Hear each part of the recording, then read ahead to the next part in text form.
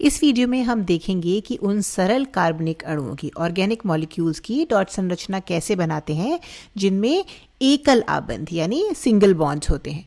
तो अगर हम आणविक सूत्र CH4 को देखें जो कि मीथेन है, तो मीथेन अणु की डॉट संरचना बनाने के लिए सबसे पहले हम अपनी कार्बनिक आवर्त सारणी पे जाएंगे और कार्बन को ढूंढेंगे और हम देख सकते हैं कि कार्बन समूह 4 में है, इसलिए कार्बन के पास 4 संयोजी इलेक्ट्रॉन 4 वैलेंस इलेक्ट्रॉन्स होंगे। तो हम कार्बन बनाकर उसके चारों ओर 4 संयोजी इलेक्ट्रॉनों को इस तरह से बना सकते हैं। याद रखिए, जनरल केमिस्ट्री के अनुसार संयोजी इलेक्ट्रॉन वो इलेक्ट्रॉन होते हैं जो सबसे बाहरी ऊर्जा स्तर आउटर मोस्ट एनर्जी लेवल में होते हैं। तो कार्बन के सबसे बाहरी ऊर्जा स्तर में 4 संयोजी इलेक्ट्रॉन हैं। अगला हमें हाइड्रोजन के बारे में सोचना है और हाइड्रोजन आवर्त सारणी में समूह 1 में है, इसलिए हाइड्रोजन के पास 1 संयोजी इलेक्ट्रॉन होगा। तो हम यहाँ हाइड्रोजन को 1 संयोजी इलेक्ट्रॉन के साथ रख देते हैं और हमें पता है कि हमें ऐसा 3 बार और करना है। तो चलिए बाकी के हाइड्रोजन भी लगा देते हैं। हर एक के पास 1 इलेक्ट्रॉन यानी कुल 4 हाइड्रोजन। अब हम इन डॉट्स को जोड़ना शुरू कर सकते हैं। हमें पता है कि 2 संयोजी इलेक्ट्रॉन एक एकल सह संयोजक आबंध सिंगल कोवेलेंट बॉन्ड बनाते हैं। तो यह एक सिंगल कोवेलेंट बॉन्ड है, ये भी एक सिंगल कोवेलेंट बॉन्ड है और फिर यहाँ 2 और हैं। तो ये मीथेन के लिए हमारी पूरी डॉट संरचना है। अब हम देख सकते हैं कि यहाँ कार्बन 8 इलेक्ट्रॉनों से घिरा हुआ है, तो हम उन्हें हाईलाइट कर सकते हैं। तो अगर हम कार्बन के चारों ओर इलेक्ट्रॉनों की गिनती कर रहे हैं तो ये होगा 2, 4, 6 और 8। कार्बन के चारों ओर 8 इलेक्ट्रॉन कार्बन को बहुत स्थायी, बहुत स्टेबल बनाते हैं। और अगर हम आवर्त सारणी को देखें तो हम देख सकते हैं कि ऐसा क्यों होता है।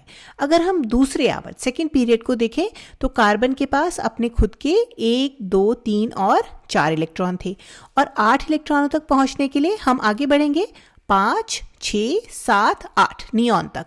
तो जब कार्बन 8 इलेक्ट्रॉनों से घिर जाता है तो उसका इलेक्ट्रॉनिक विन्यास, इलेक्ट्रॉनिक कॉन्फ़िगरेशन एक अक्रिय गैस के जैसा, एक नोबल गैस के जैसा हो जाता है, जिसकी वजह से ये बहुत स्थायी हो जाता है क्योंकि उस ऊर्जा स्तर के सभी कक्षक अब पूरी तरह से भरे हुए हैं। इसका मतलब है कि कार्बन का पेट 8 इलेक्ट्रॉनों से भर जाता है, उसके पास इससे ज़्यादा इलेक्ट्रॉन रखने की जगह नहीं है, इसलिए 8 ही उसकी अधिकतम सीमा है। लेकिन अगर हम हाइड्रोजन को देखें तो हम देख सकते हैं कि प्रत्येक हाइड्रोजन सिर्फ 2 इलेक्ट्रॉनों से घिरा हुआ है।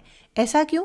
अगर हम हाइड्रोजन को यहाँ ढूंढें, हाइड्रोजन पहले ऊर्जा स्तर में है और पहले स्तर में सिर्फ s कक्षक, s ऑर्बिटल होता है और एक s कक्षक में अधिकतम 2 ही इलेक्ट्रॉन आ सकते हैं। जैसे ही 2 इलेक्ट्रॉन पूरे होते हैं इसका इलेक्ट्रॉनिक विन्यास हीलियम जैसा बन जाता है जो कि एक अक्रिय गैस है और इसलिए हाइड्रोजन अपने चारों ओर केवल 2 ही इलेक्ट्रॉनों के साथ स्थायी हो जाता है। चलिए एक और डॉट संरचना देखते हैं और इस बार एक ऐसा उदाहरण देखेंगे जिसमें नाइट्रोजन हो। तो अगर हम आणविक सूत्र CH3NH2 को देखें तो हम एक बार फिर केंद्र में कार्बन के साथ शुरू करेंगे और उसके चारों ओर उसके 4 संयोजी इलेक्ट्रॉन होंगे इस तरह। और हमें पता है कि इस कार्बन पर 3 हाइड्रोजन हैं, तो हम उन तीनों हाइड्रोजन्स को इस तरह रख सकते हैं। प्रत्येक हाइड्रोजन में 1 संयोजी इलेक्ट्रॉन है और फिर दाईं ओर हमें नाइट्रोजन के बारे में सोचना होगा। तो हम पहले अपनी आवर्त सारणी में नाइट्रोजन को ढूंढेंगे। तो नाइट्रोजन समूह 5 में है, इसलिए नाइट्रोजन के पास 5 संयोजी इलेक्ट्रॉन हैं। हम उन संयोजी इलेक्ट्रॉन को इस तरह दर्शा सकते हैं 1, 2, 3, 4 और 5 इस तरह। और देखिए हमारे पास 2 हाइड्रोजन अभी भी बचे हैं, है ना? तो हम देख सकते हैं कि नाइट्रोजन पर उनके लिए जगह है, तो बस हम एक हाइड्रोजन यहाँ लगा देते हैं और दूसरा यहाँ और इसके बाद डॉट्स को जोड़ देते हैं और बस हमारी डॉट संरचना तैयार है। और हम अपने अष्टक नियम ऑक्टेट रूल की भी जांच कर सकते हैं। कार्बन का अष्टक पूरा होना चाहिए और नाइट्रोजन का अष्टक भी पूरा होना चाहिए। तो चलिए इसे जांच लेते हैं। तो यहाँ 2 इलेक्ट्रॉन है, ये 4, 6 और 8। नाइट्रोजन दूसरे आवर्त में है कार्बन की तरह और इसलिए जब हम अपनी डॉट संरचनाएं बनाते हैं तो नाइट्रोजन भी अष्टक नियम का पालन करेगा। चलिए अब एक उदाहरण ऑक्सीजन वाला कर लेते हैं। तो अगर हम मेथनॉल के लिए डॉट संरचना बनाना चाहते हैं, मेथनॉल CH3OH होता है, तो एक बार फिर हम 4 संयोजी इलेक्ट्रॉनों के साथ कार्बन से शुरू करते हैं। हमारे पास 3 हाइड्रोजन है और हर एक के पास एक संयोजी इलेक्ट्रॉन है, इसलिए हम उन 3 हाइड्रोजन्स को ऐसे रख सकते हैं।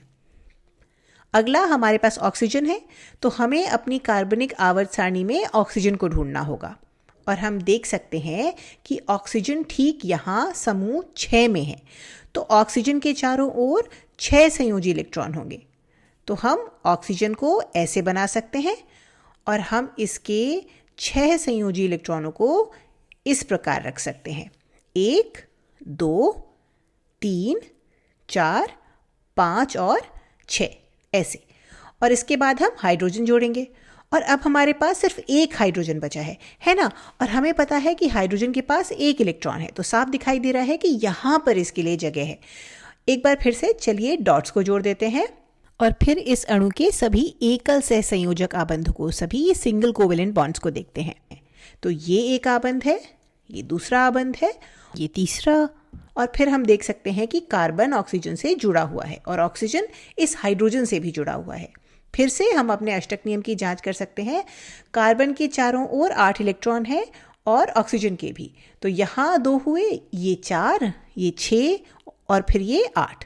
तो ऑक्सीजन भी अष्टक नियम का पालन कर रहा है। अब जब आप डॉट संरचनाएं बना रहे होते हैं तो आपको हमेशा ये स्टेप करने की ज़रूरत नहीं है जहां आप प्रत्येक परमाणु को अलग अलग बना रहे हैं और फिर इलेक्ट्रॉनों को जोड़ रहे हैं। आप बस इसे सीधे बनाना शुरू कर सकते हैं। तो उदाहरण के लिए अगर हम ईथेन की C2H6 की बात करें तो इसकी डॉट संरचना बनाने का दूसरा तरीका क्या होगा, हमें बस यहाँ कुछ आबंध बनाना शुरू करना होगा। तो हमारे पास 2 कार्बन है और ये तय है कि ये 2 कार्बन एक दूसरे से जुड़े होंगे। अब बचे 6 हाइड्रोजन, और अगर हम देखें कि इन कार्बनों के चारों ओर क्या संभव है, क्या पॉसिबिलिटी है, तो हम उन 6 हाइड्रोजन्स को इन 2 कार्बन परमाणुओं के चारों ओर बांट सकते हैं कुछ इस तरह। और अगर हम ऐसा करें तो हमारे पास हर एक कार्बन परमाणु का अष्टक, ऑक्टेट पूरा हो जाएगा। तो ये ईथेन के लिए हमारी डॉट संरचना होगी। ये सही है या नहीं है, ये जांचने के लिए आपको बस ये देखना है कि आपकी डॉट संरचना में संयोजी इलेक्ट्रॉनों की सही संख्या है या नहीं। तो चलिए हिसाब लगाते हैं।